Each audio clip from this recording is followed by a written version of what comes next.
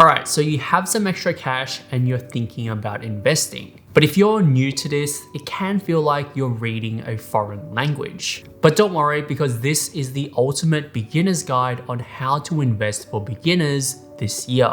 And I'll break it down into 6 easy sections, so feel free to skip around if you want to. Part 1 will cover why invest and not save.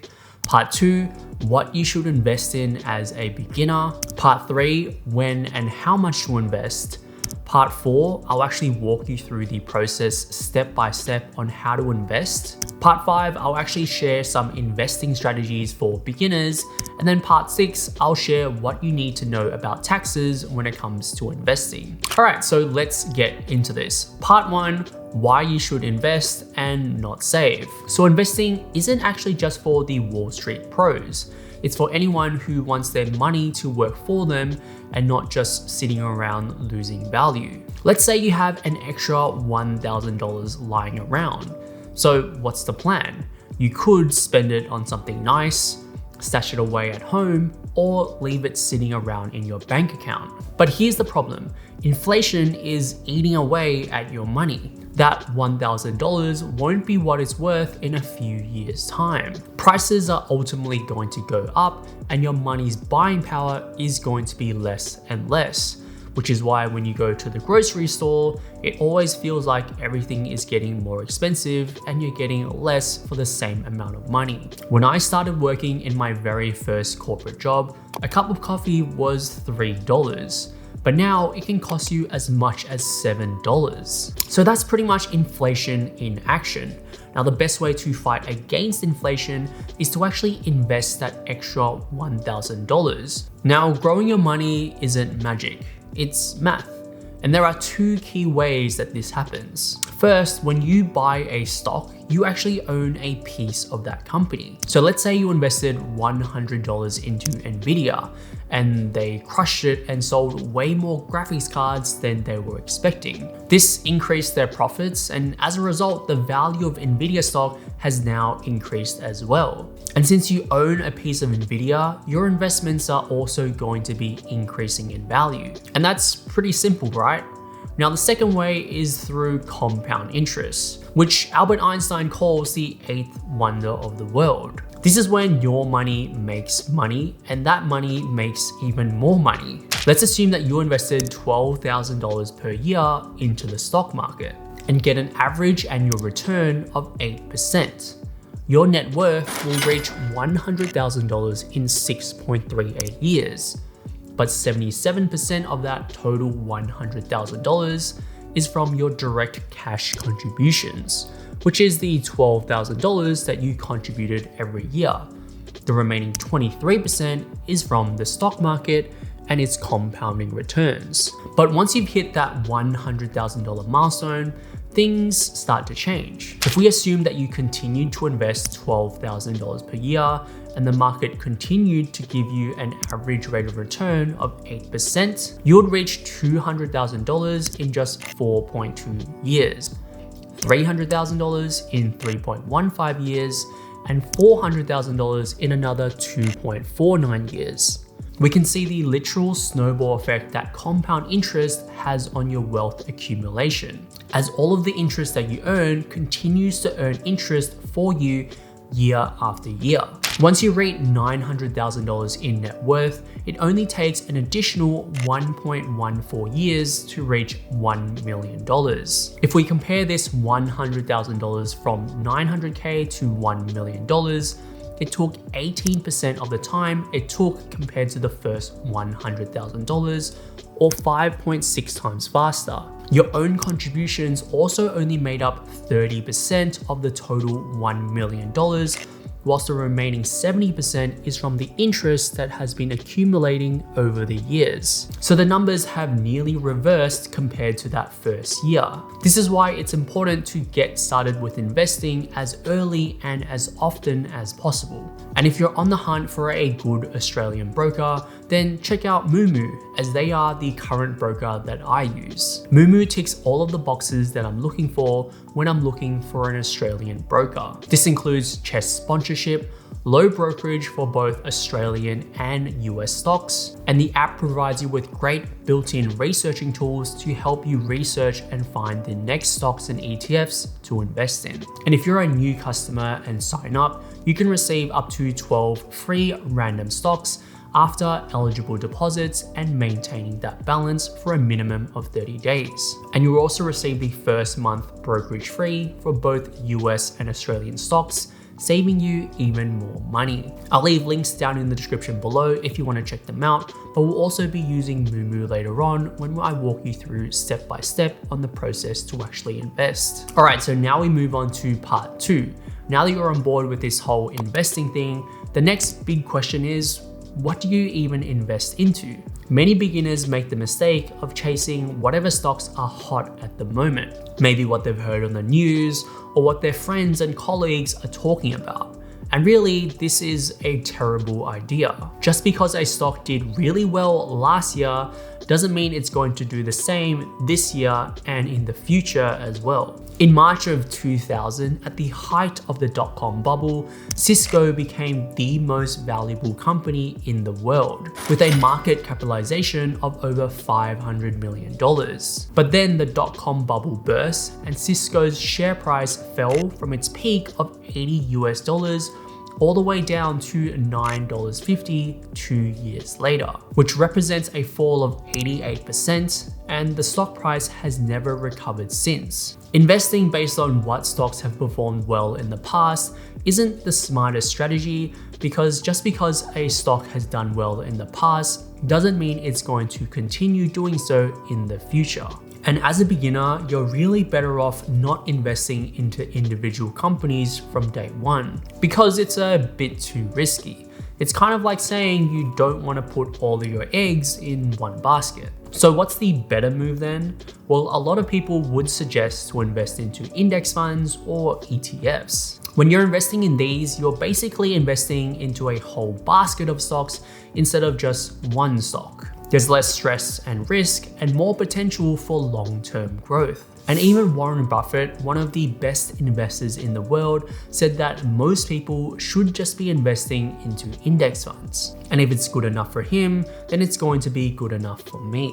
Investing in an index fund or ETF is a great way to build your wealth and achieve financial freedom, because it doesn't require you to get lucky with one individual stock or spend hours and hours researching. Even Jack Bogle, the founder of Vanguard and the creator of index funds, once said, "Don't look for the needle in the haystack, just buy the entire haystack." And that's exactly what buying an index fund does. It gives you exposure to the entire market instead of trying to pick individual winners. But you might be wondering, what exactly is an index fund?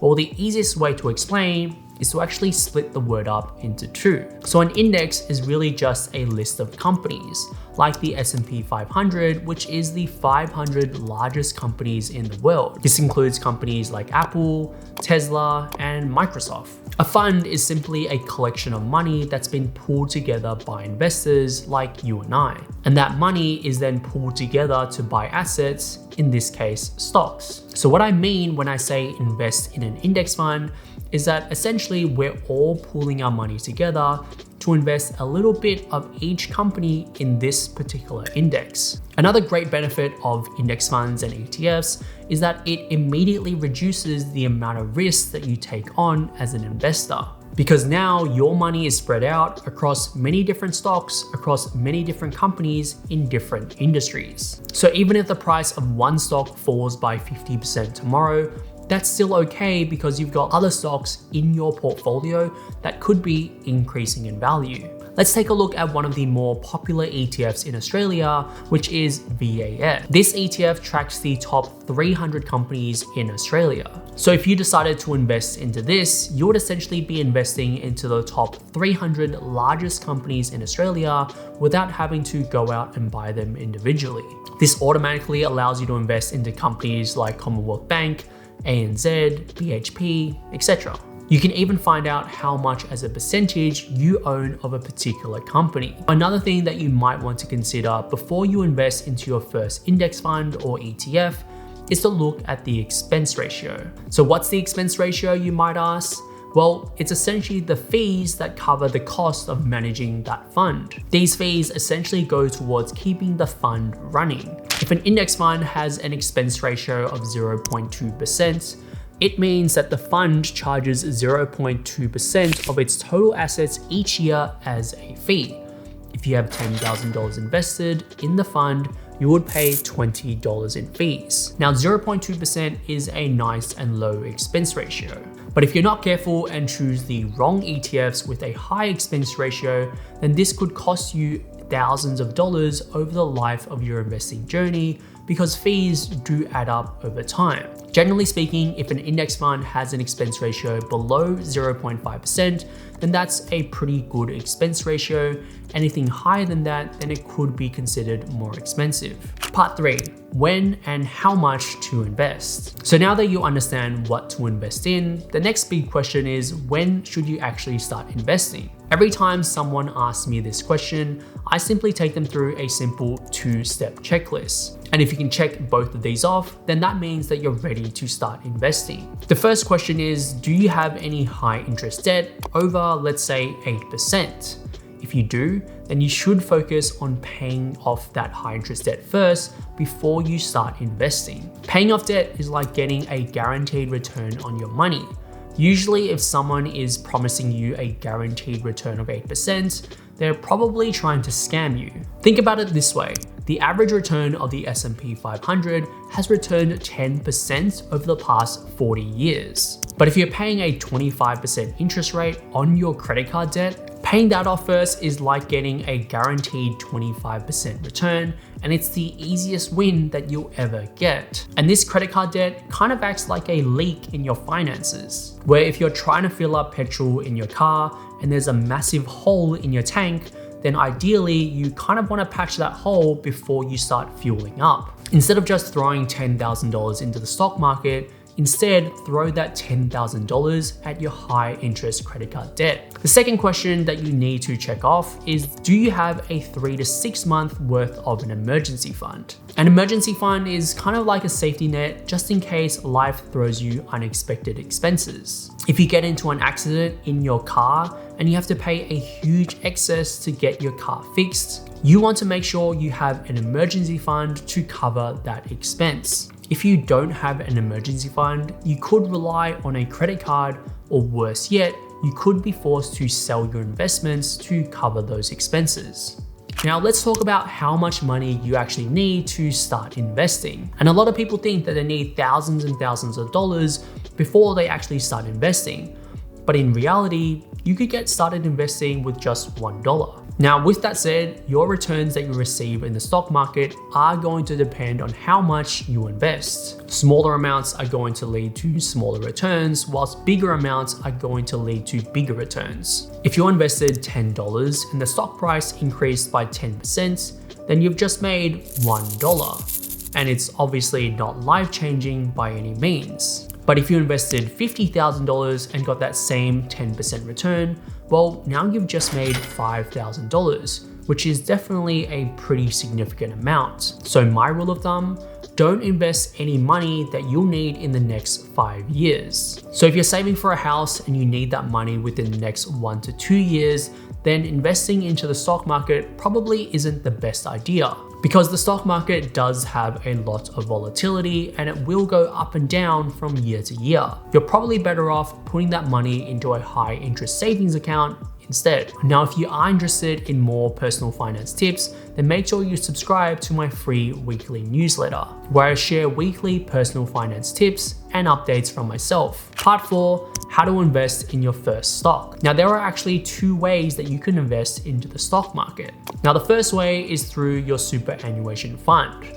Now, the main benefit of investing through your superannuation is that you'll receive some great tax benefits along the way. The downside is that the earliest that you can access any money in this account without being hit with a whole bunch of fees is when you're 60 years old, and only if you're retired. Now, if you've already been investing for some time now, then chances are you actually are already invested into the stock market, because your employer has to contribute to your superannuation fund on your behalf. If you want to take advantage of these great tax benefits, then you can ask your employer to set up a salary sacrificing arrangement or make a personal deductible contribution. Just make sure you're not contributing over the yearly cap of $30,000. I've done a full video talking about the tax advantages when it comes to superannuation, so check out that video up here if you are interested. Now, if you don't want to invest through your superannuation, then you can use a brokerage account. The main benefits with a brokerage account is that you have the flexibility to buy, sell, deposit, withdraw your money at any time you want. The downside is that it doesn't come along with all the tax advantages that superannuation has. So let's just assume for the purposes of this video that you want to invest outside of super with a brokerage account.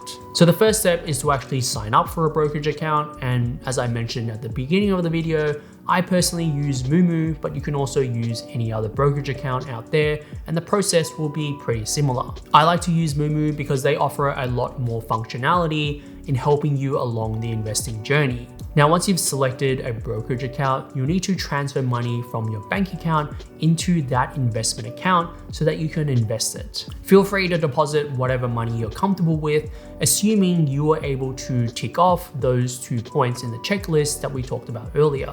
Once you have your money deposited, you'll want to place an order to invest into an index fund or ETF. Let's just say that you're interested in VAS.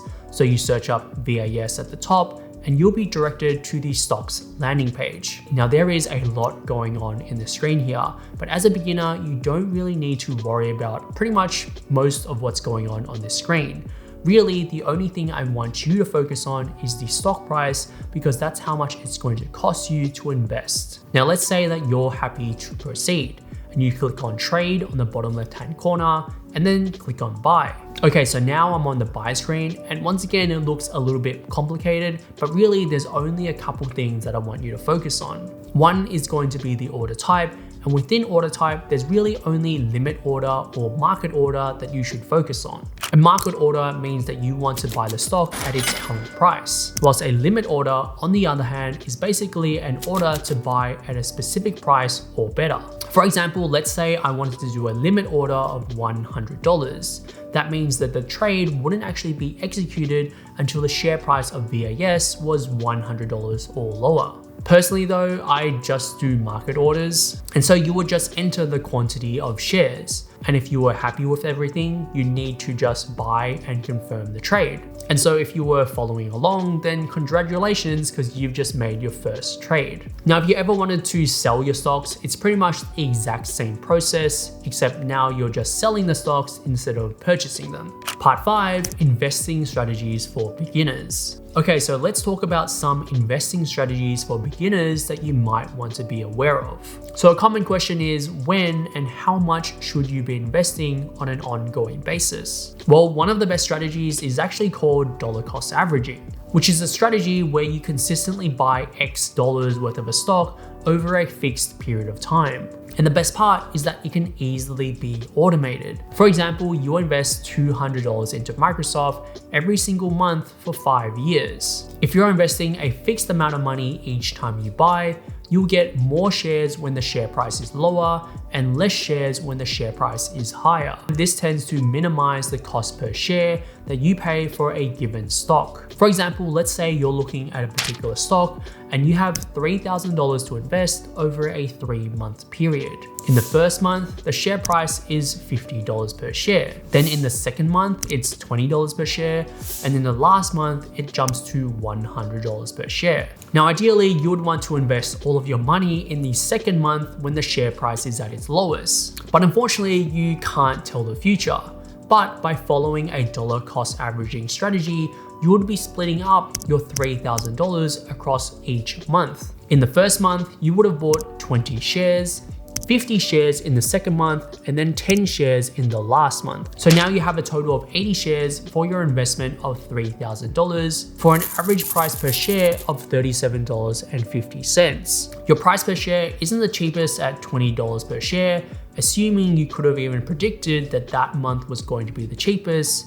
but it's also not the most expensive at $100 per share. By dollar cost averaging, it helps to ensure that you're not dumping all of your money into the stock market when it's at its highest. It's especially powerful during volatile times in the stock market because it stops the psychological fear that prevents you from investing your money. Before you sell, my suggestion, especially for beginners, is to hold your investments for the long term, which technically in my mind means 5 years or more. In fact, I'd go as far as saying if possible, don't even look at your stock portfolio once you purchase those shares. A big mistake that I see many investors making is that they allow their emotions to drive their investing decisions. For example, if you see the stock price of the shares that you just bought fall by 50%, you might get worried and decide to sell them. While this is a completely normal reaction, and it's actually called panic selling, this is how most investors lose money in the stock market.